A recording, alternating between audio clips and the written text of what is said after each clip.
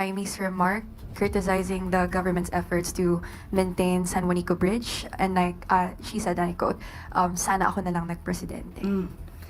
Lumiliwanag po ba ang ambisyon ni Senator Amy Marcos? Well, sa naging pahayag ni Attorney Harry Roque kahapon in response po doon sa statement ninyo on asylum, ang sabi niya, come and get me, kung ready kayo sa akin, bakit hindi niyo ako makuha? Ano nga po bang nangyayari? Bakit po hindi pa siya mapauwi ng pamahalaan dito? Ayon naman po sa DOJ, naghihintay lamang po ng formal notice na patungkol po dito sa kanyang asylum.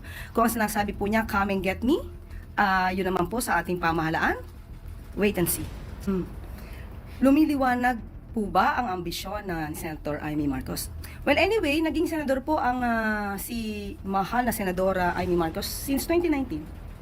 At malamang po ay alam naman po niya ang naging budget ng dating administrasyon patungkol po dito sa San Juanico Bridge. At 4 na taon pong nagkaroon, kung di ako nagkakamali, 4 na taon since 2018 up to 2022 ang administrasyong Duterte. Pero hindi nga po nagkaroon ng rehabilitation.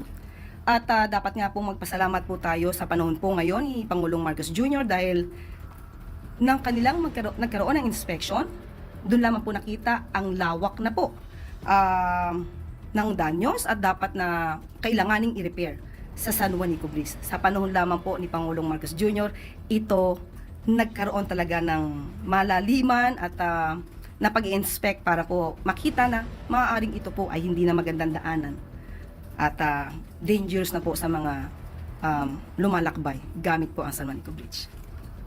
Maraming salamat, Ivy. Next question, Maricel Halili, TV5. Magandang umaga, Yusek. Yusek, hingan ko lang po kayo ng reaksyon dun sa naging pahayag ni Attorney Harry Roque kahapon in response po doon sa statement ninyo on asylum. Ang sabi niya, come and get me, kung ready kayo sa akin, bakit hindi niyo ako makuha? Ano nga po bang nangyayari? Bakit po hindi pa siya mapauwi ng pamahalaan dito? Ayon naman po sa DOJ, naghihintay lamang po ng formal notice na patungkol po dito sa kanyang asylum. Kung ang sinasabi po niya, come and get me, yun naman po sa ating pamahalaan, wait and see.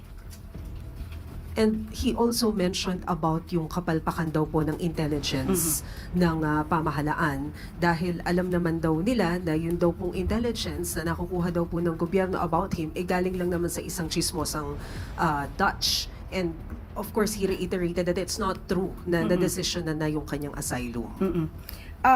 Wag niya pong sa walang bahala ang intelligence, ang assets po ng DOJ. At hindi naman po namin ite-telegraph ang mga punches ng gobyerno katulad ng kanyang ginagawa. Salamat, Yusek. Thank you, Mase. Next question, Pia Gutierrez, ABS-CBN. Hi ma'am, hingi lang po kami ng reaction din sa Palasyo kasi sabi ng OVP, Vice President Sara Duterte is currently on a personal trip to Australia to attend the Free Duterte Now rally scheduled for June 22 in Melbourne. Hindi lang po ito yung unang beses na bumiyahe ang Vice Presidente to meet with OFWs. Bago po nito, pumunta siya sa Qatar, pumunta siya sa Kuala Lumpur. Does the palace see this as something to be concerned about? Kasi, or does the palace see a strategy for the VP to get the sympathy and support of the OFWs by going to different countries? So, lumalabas po na personal trip ulit. Sa aking pagkakaalam, nag-celebrate siya ng kanyang karawan sa Netherlands. That's May 29, 20, 30, 31. At meron pa palang Qatar, at merong Kuala Lumpur, at ngayon Australia. So, 4 na bansa in just less than a month. So, kung doon po abala ang ating Vice Presidente sa mga personal trips niya or personal trips with her family, choice po ng Vice Presidente yun. Sabi nga natin, pampersonal o pambayan? That is the question. So wala po tayong masasabi kung ano man po ang ginagawa niya ngayon bilang Vice Presidente. Ito po ang nakikita ng taong bayan sa kanyang ginagawa bilang isang halal na leader ng bansa. Thank you, Pia. Next question, Alvin Baltazar, Radyo Pilipinas. Undersecretary, magandang hapon po. With the meetings you have mentioned,